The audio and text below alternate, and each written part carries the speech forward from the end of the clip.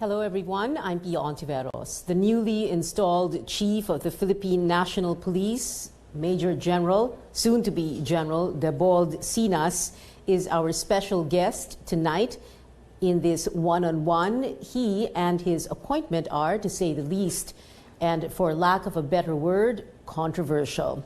Let's talk to him about that and everything else. General Sinas, thank you very much for being with us and congratulations. Thank you, Pia. Thank you to the viewers. And I'm very happy. I'm glad mixed emotion to be the next. Mixed emotions. Yes. The Chief PNP pa rin kayo kahit nakatakot-takot na batikos at bashing ang inabot ninyo. Yes. I'm very happy. I'm the 25th silver na yan ng PNP. So hopefully I could live up to the expectations of the President. Well, General Sinas, let's begin with this very important point. Dahil napansin siya in the last few months and today during your the turnover, the change of command ceremony. Why do you like Voltes 5 so much? It figured so prominently in your NCRPO social media accounts, in your activities, and then today during the change of command ceremony, as your personal flag was being raised, they played the Voltes 5 theme. Actually, the Voltes 5 does not start in CRPO.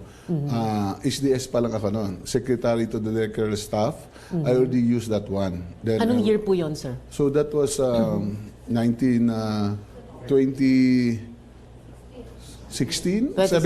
2017. Okay. So, nung nag-occupy ako rito as the Secretary to the Director Staff, nagpa-promote pa lang ako doon.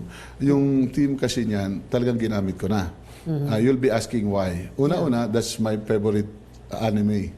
Diba? Second, meaning when we were growing up, you were watching it in the early 70s. Pinanood ko na yan. Yung episode niyan, sinusundan ko talaga maski magalit na yung parents ko until na-ban yan. So nung medyo lumaki at sinerch ko talaga yan. So I view all the episode. Okay? Now, kung titingnan mo yung direct translation yan sa English, is about joining together, bolting together to fight against oppressions, against the enemy of state. And you join everybody in order to win the war. Because if one, makita mo doon, if one is not aligned at hindi nakapag-bolt in, we'll have hard time in accomplishing our task. Okay. So, simula niyan, ginamit ko na po yan as a team.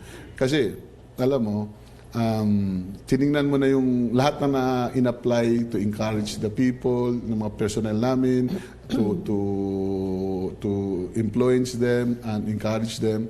So, isa yan sa mga ginamit kong technique. Diba? Sublime message na, let's bolt in, join us, then we'll accomplish our mission.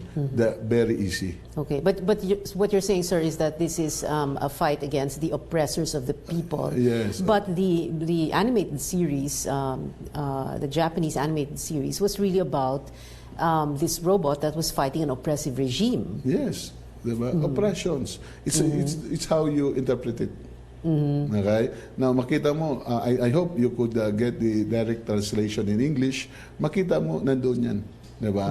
It's about freedom, about your life. No? But it's how you use it. Alam mo naman, kung sino magamit yan, talagang gagamitin nila yan. For me, it's talk about unity. It's talk about joining forces. Yeah. Oh, but this is something you watched when you were a young boy. So what was it that you liked about it? I like about it. Fascination. Alam mo na, pagbata tayo, something mga ganon.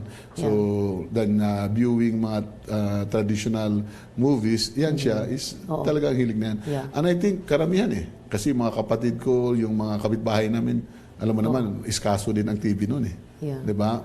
So, sino po yung favorite character niyo doon? Who did you see yourself? Let me guess. Si Big Bird? Hindi naman si Big Bird. Hindi. Big Bird is okay. Diba? Sino, sir? Sino favorite niyo? Si Steve? Si Big Bird. Si Big Bird. Okay. Diba? Okay. Okay. Well, sir, you know your name is synonymous not so much with Voltes 5, but with, and I hate to bring this up now, but, well, let's talk about it, the Mañanita. Whatever happened, sir, before anything else, whatever happened to those charges that were filed against you as NCRPO chief and the others? Okay, this will be the last time that I will answer you. Kasi dapat tuldukan na nating issue na yun. And let's move on. It's been 6 months already. Investigation has been going on. Sinagot ko na lahat na issue. So that's the last na I will be asking to be quiet. Anyway, the case has been filed already. The NBI has investigated. Ang kaso po nasa prosecutor po ng Taguig. And we're waiting for... Fiscal pala. Sa prosecutor po. We're waiting for what's the decision. So the admin case has been handled by the Internal Affairs Service. Diba? So we're waiting. So... I hope that we will already close the topic because I have so many plans for the PNP for the next 6 months. Okay? I know you want to close the topic, sir, but this is important. Para lang maintindihan ng mga civilians, non-PNP personnel. I want you to explain kasi why the Mañanita is a tradition of the uniformed services. Ito yan, nag-umpisa kayan sa academy. When you're in the academy, pag birthday mo, yung mga underclass mo will serenade you early in the morning. Pagkatapos, meron kaming dunking. Ang tawag noon, doon sa Sandayan. Bubuhatin ka, ihagis ka doon sa Sandayal ang tawag namin. So maligo ka na doon. So that tradition was brought by our senior officers. Ang Mañanita naman is walang porsahan. Napansin mo yan, Pia, na usually ang hinaharanahan lang dyan are commanders. Okay? Or yung mga ibang hindi commanders pero popular siya sa mga junior. Diba? So maski ayaw natin ng magmanyanita yan, pupunta at hanap talaga yan sila. So I believe I have already have a close relations with my personnel. So in spite of na hindi magmanyanita at gano'n, they insisted to in other words, mag-iisip kayo kung hindi kayo imanyanita ng subordinates niyo, ganon. I do not know. Okay. But a senator had said today, yesterday when the announcement was made, that this is going to motivate you to prove yourself to your critics or against your critics. Yeah. So do you feel the need still to redeem yourself about this issue? Because I swear, this is the number one issue that is being used against you until now. In fact, I'd like to thank Senator Lacson for backing up, diba? Well, I believe I am not a perfect person, but I'm not a bad person. Diba? I'll do my best to perform my job. What happened to Mañanita happened. Investigation has been conducted. Everything, I have explained it. So I'm just requesting. Maybe you don't want to be judged by one incident. Yes. Diba? And it's whatever the decision ay nasa prosecutor na po yun. Okay. Well, sir, earlier I was talking about how the bashing, the amount of bashing that you've gotten, and lalo na ngayon nung in-announce na kayo na ang Chief PNP.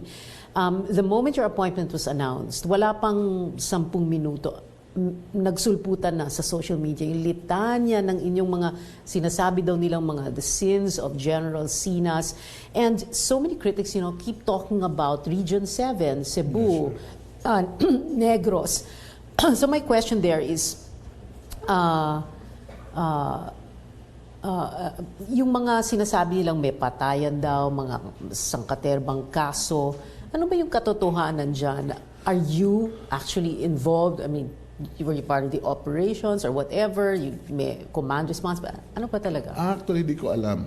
When I was in Cebu, we have operations, we have the implementation of search warrant, which is on illegal drugs, on illegal possession of firearms, and of course, during our operation, dinideclare po namin yun kung may mga casualties, at ang alam ko, may mga operations doon na hindi ko alam na wala namang pinail na kaso.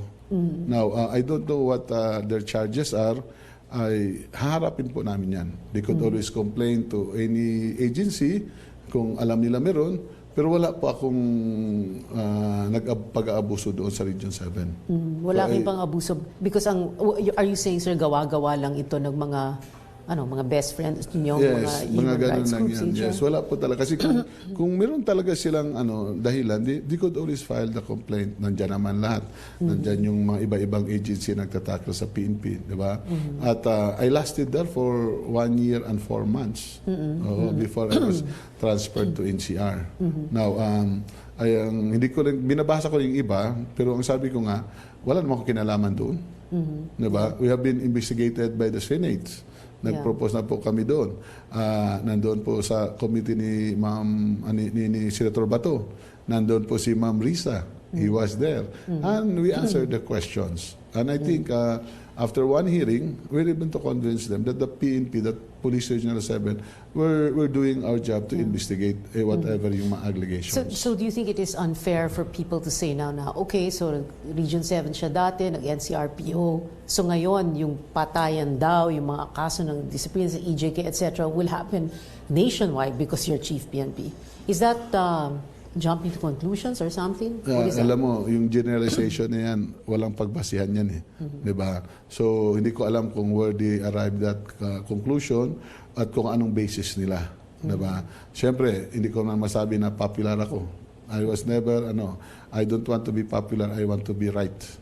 Diba? At hindi naman ako nag-aspire na mag-popular para pagbigyan lahat. What is the law? The law. Kung anong dapat ipapatupad, ipapatupad. Okay. I don't want to be popular, I want to be right. General Sinas, we're just going to take a very quick break. Sandali lang po, sir. We'll be right back.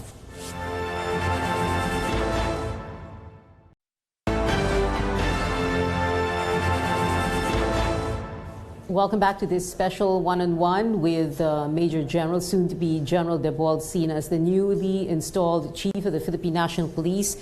General Sinas, speaking of Cebu, si former Cebu City Police Director Regina Garma, who now heads the PCSO, the word is that she is your strongest or was your strongest backer para daw maging Chief PNP kayo. And that's why she's here. She's just one of my former subordinate and a friend, kasi karamihan naman ang mga subordinate senior officer ka na at you work together at nag-retire na siya, so we start friends. And I don't think na ganun eh. Ako, I just presented my credibility, I presented myself, di ba? At una-una, ang buong pagyayabang ko yan, yung accomplishment ko po at yung sa sarili ko po. Okay. Garma is just a friend. No?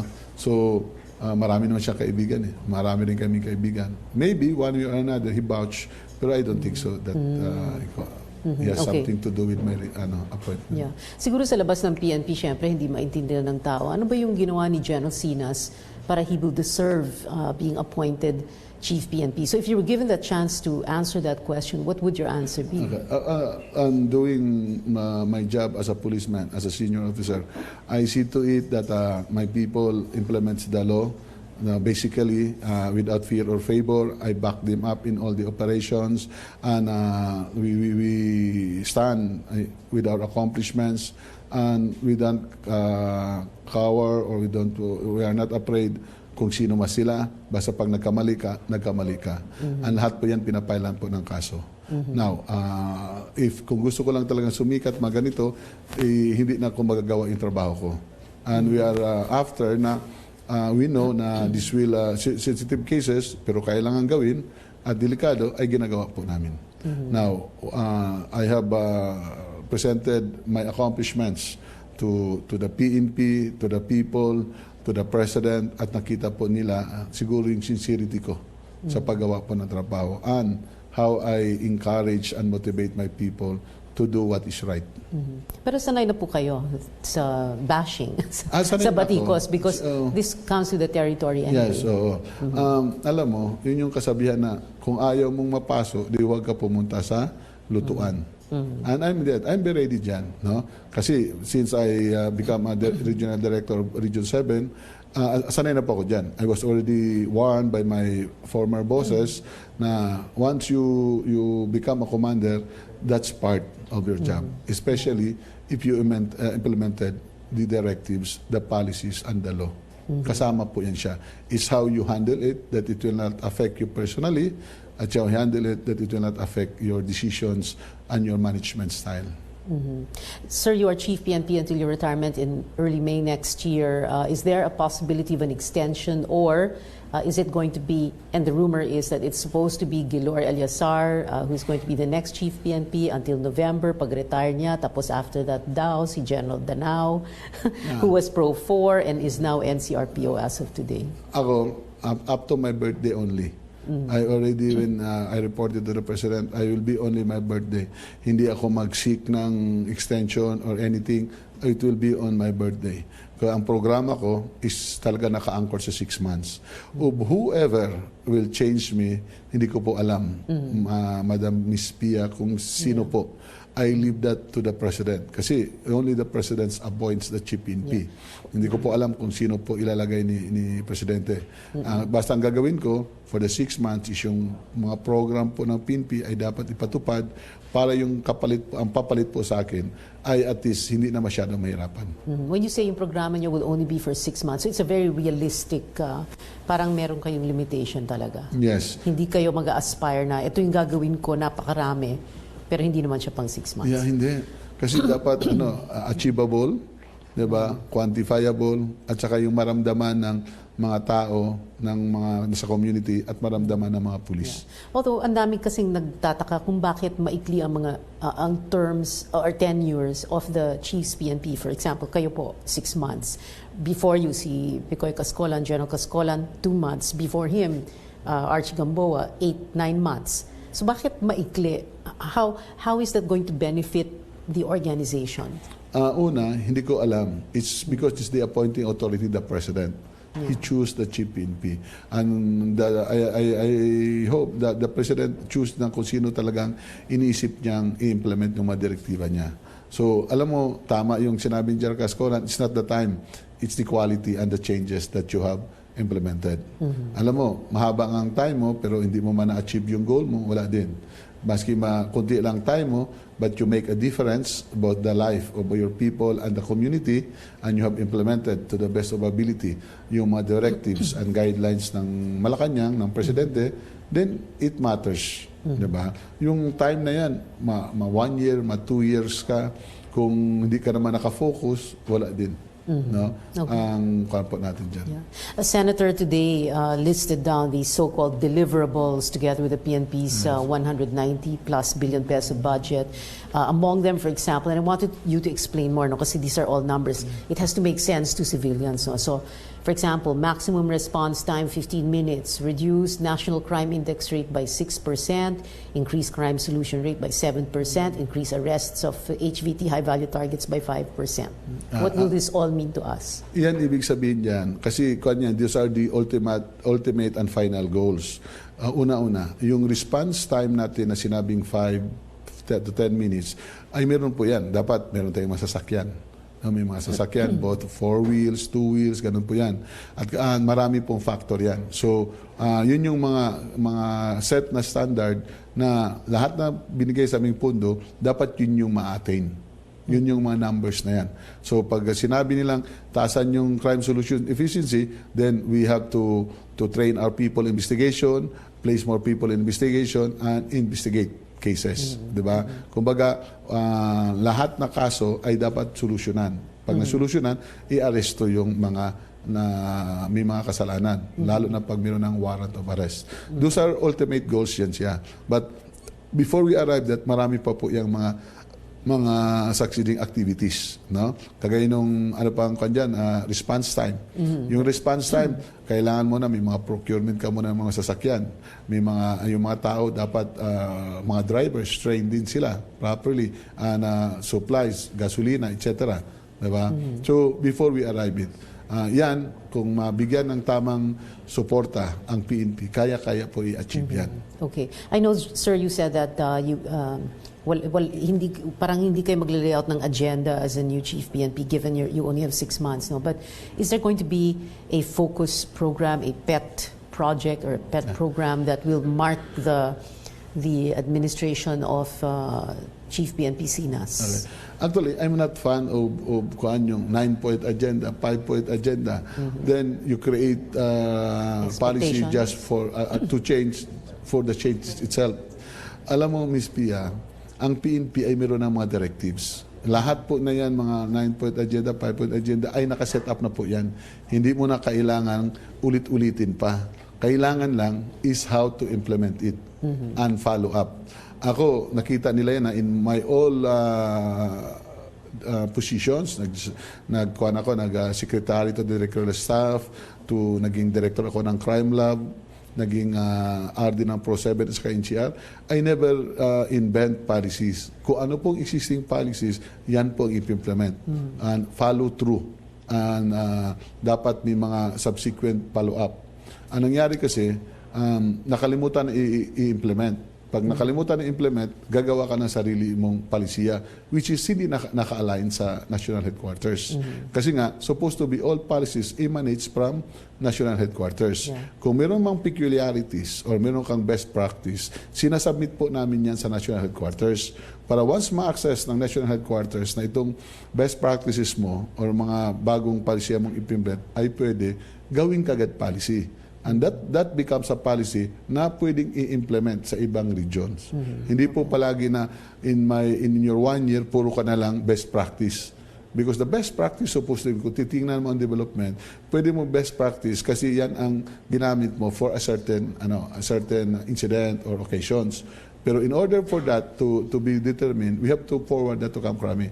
Camp Crami will assess it. Then, kung implementable at pwede sa iba, then they will make a policy. Camp Crame, meaning you're dito. Chief PNP. Dito, yan. Okay. So, ang dami naming policy, Ms. Pia. Hindi na kailangan maggawa ng policy. We just check yung assignment ng tao, yung lahat, including sa drug test, yung policy. Meron kaming police operational procedures. You just follow it. Nakalatag na po lahat doon. At alam naman siguro ng PNP kung ano trabaho nila. Yes, Serve and protect, and that's it. Yes. I'm not against sa mga predecessors kung mayroon ganon. Kasi ako, matagal din ako nag-staff sa Camp Crame. So imagine mo, nandiyan yung policy, biglang ito priority, napabayaan yung iba. Diba? Okay. Kasi yung tinututok lang, yung priority project ng let's say, ng sitting Chief PNP. Pero wala akong against doon. Akin lang kasi is, nandyan na yung mga policy, implement lahat yan. Okay. Kasi lahat naman yan importante. Yeah. Diba? General Sinas, nag-umpisa tayo sa Voltes 5. Balikan po natin si Voltes 5, no? And para we can end on a very light note. So I wanted to ask you, bukod sa Voltes 5, no? Apparently you like watching that. What else do you like to do in your free time, no? In your spare time? Of course, to sign documents. Diba? Hindi, sir, parang hobby. Sir, hindi hobby ang signing documents. Ang hobby bukod ko, sa trabaho, sir, what do you do? Of course, to play with my dogs. Okay, I have 7 dogs. What kind? What breed? Meron akong Belgians, meron akong Shih Tzu. Diba? Maraming Shih Tzu. Meron akong Beagles. Tapos dati meron akong Golden Retriever. Diba? So yun. So yung anak ko kasi malaki na eh. Diba? Yeah. So pets na lang. I have 3 dogs na nasa K9 unit. Okay. One is Beagle. Pinatrain ko po yan doon para maging explosive detection dogs. Diba? Meron din akong 2 Belgians, matalino.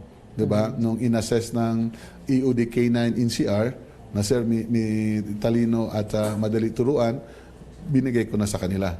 Kasi para makagamit naman. Yeah. So, okay naman, existing sila and they are performing well. What are their names, sir? I'm just curious. Una, Tommy. No, Tommy. Ang isa, Bikutan. Bikutan? Yes, ang isa, Karingal. Karingal naman? Yes, okay. Karingal. Okay. Yeah, it's named after the camp. Yes.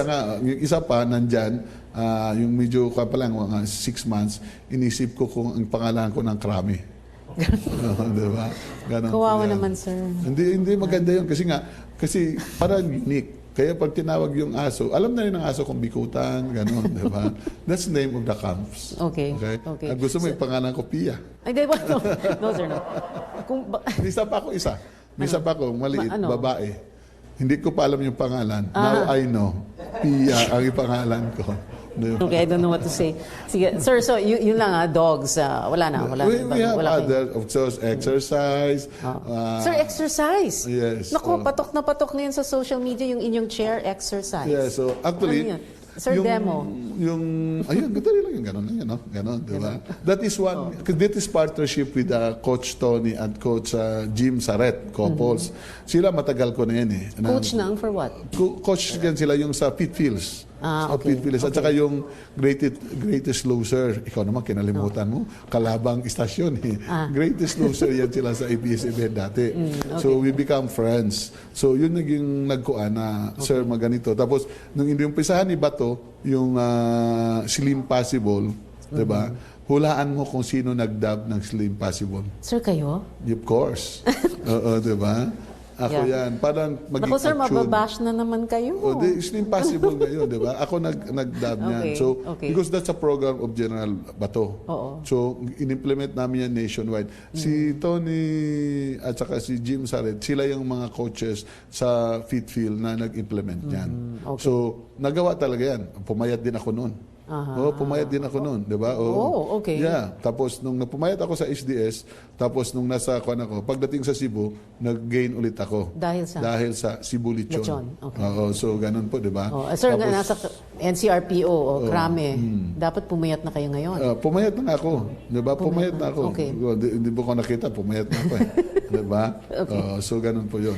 So, exercise then, we decided to come up yung 4 minutes. Kasi nga, nung COVID kasi, bawal na mag-gym, bawal na mag-ano. So, we come up with a simple exercise. Yung maski nakaupo ka, pwede mong gawin. Okay. Kasi karamihan sa mga tao namin, nasa opisina, computer, kung ano-ano lang doon. So, sabi dapat namin, hindi masamain ng tao kasi yes. At saka, kanyan, meron na kami dito dyan sa NCR, 10 a.m. at saka 3 p.m. 3 a.m. Time habit. Ganyan. 10 and 3 exercise habit yan. So 4 minutes yan. May mga sound system kami doon sa Bikutan. Okay. Na pag tumugtog yung voltage 5, nakatayo ka na sa mesa mo at you stop stretching. Ganon po yun. Yun lang yung kwan doon. So, kasi para alam na to, kaya nagawa kami ng national video for us, di ba? Tapos para pag bawat opisina at nag-direct ako na pati sa istasyon, gawin nyo rin. Kasi something that you could see, very simple lang naman eh. Yes. But it's proven na helps you at least exercise, awaken kung antok-antok ka na, so pwede na, di ba? At saka it releases happy hormones. Diba? Okay. Alright. So, mas papayat pa tayo lahat. Papayat pa tayo lahat. Si sexy pa tayo kagaya sa iyo. Okay. Alright, General Debold Sinas. Sir, thank you very much for being with us in this special one-on-one interview. Maraming salamat po, sir. Thank you, Pia. At sa viewers, thank you at mabuhay tayong lahat.